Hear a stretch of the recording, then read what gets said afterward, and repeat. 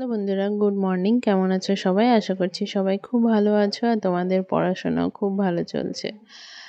প্রচণ্ড পরিমাণে বৃষ্টি হচ্ছে, মানে মুষলধারে বৃষ্টি যাকে বলে সেটা হচ্ছে সকালে উঠেই। আর আজকে আমার পড়ানো ছুটি, তো সেজন্য সকাল সকালই বসে পড়েছি পড়তে।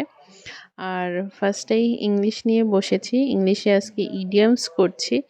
মোস্ট ইম্পর্ট্যান্ট যে 200 ইডিয়ম 200 করে থাকে ইডিয়মস, ওয়ান ওয়ার্ড, তো সেইগুলো একবার করে রিভিশন করব আজকে। তো 200 200 200 করে, মানে অ্যান্টোনিম, তারপরে ওয়ান ওয়ার্ড, ইডিয়মস, আর সাথে স্পেলিংটাও একটু দেখে নেব আজকে। তো আজকে ইংলিশটা পড়ে তারপরে স্নান খাওয়া করে বসবো ম্যাথ নিয়ে। আর ম্যাথে আজকে করব এটা অ্যাডভান্স ম্যাথ শুরু করছি আমি।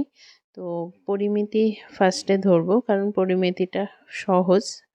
তো সেজন্য পরিমিতি ফার্স্টে ধরবো, আর পরিমিতির আজকে করব আয়তক্ষেত্রের চ্যাপ্টারটা। এরপর রিজনিংয়ে আমার কাউন্ট ফিগারিংয়ের একটু প্রবলেম হচ্ছে, তো ভাবলাম ওই চ্যাপ্টারটা আজকে একটু করব। আর তারপরে জিকেটা রাতের দিকে পড়বো, বিকেলে একটু ঘুমাবো আজকে।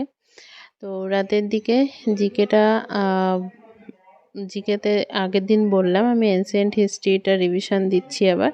তো এনসিয়েন্ট হিস্ট্রিরই কিছু অংশ বাকি ছিল, তো সেটাই আজকে কমপ্লিট করব। এই হচ্ছে আজকে সারা দিনের আমার পড়াশোনা। তো আজকে ইয়েতে দেখছিলাম ইউটিউব, আমার চ্যানেলের একটু ড্যাশবোর্ডটা দেখছিলাম, তো সেখানে একটা কমেন্ট চোখে পড়লো। হ্যাঁ, কমেন্টটা 5-6 দিন আগের করা। তো সবসময় সব কমেন্টের রিপ্লাই করাও হয় না, এবং সবসময় সব কমেন্ট দেখাও হয় না। তো কমেন্টটা চেক করলাম, যতটা পারি আমি কমেন্টের রিপ্লাই দেই। শুধু নেগেটিভ কমেন্ট বা যেটা দেখি যে একই কোশ্চেন বারবার আসছে, একই মানুষ একই কোশ্চেন বারবার করছে, তখন সেই কমেন্টটাকে আমি অ্যাভয়েড করি, আর নেগেটিভ কমেন্টগুলোকে অ্যাভয়েড করি। তো এই কমেন্টটা আমি স্ক্রিনে দিয়ে দিচ্ছি। এই কমেন্টটা আমার চোখে পড়লো, তো তার উদ্দেশ্যেই কথাটা বলছি। তুমি ভাই বা দাদা যেই হও, আমার বাবার না অত টাকা পয়সা নেই, আর সামান্যই পুলিশের জবের জন্য টাকা খরচ করারও মেন্টালিটি আমার নেই। যদি থাকতো তাহলে এতদিন আমি জব করতাম।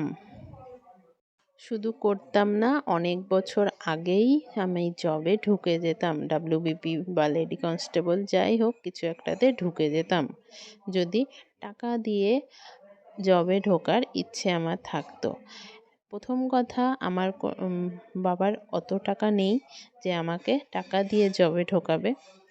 আর দ্বিতীয় কথা, আমার ইচ্ছেই নেই, কারণ আমি মাধ্যমিক কমপ্লিট করার পর থেকে কত মানুষ যে আমার পিছনে লেগেছে, কারণ আমার হাইট দেখে সবার ফার্স্ট মাথায় আসে যে তুই ডিফেন্সে যা। তো আমার হাইট দেখে যেই আমাকে চিনুক বা না চিনুক, আমাকে ডেকে তার প্রথম কথা, তুমি কি ডাব্লিউবিপি দেবে, তুমি কি ডাব্লিউবিপির ফর্ম ছেড়েছো, তাহলে আমার সাথে যোগাযোগ করো, ফার্স্ট কথা। তো এইরকম আর কার সাথে হয় কি হয় না আমার জানা নেই, তবে আমার সাথে হয়েছে।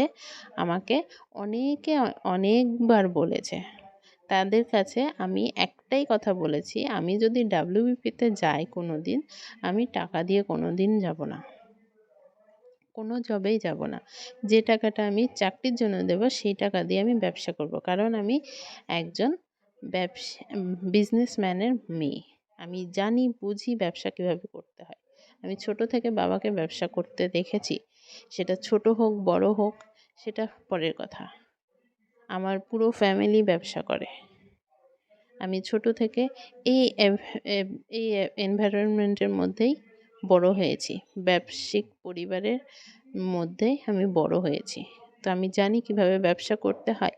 তো যে টাকাটা আমি ওখানে দেবো, সেই টাকাটা আমি ব্যবসায় লাগাবো, তাও আমি টাকা দিয়ে জবে যাব না। তো কিছু কথা বললে ভেবেচিন্তে বলতে হয়, বুঝেছো?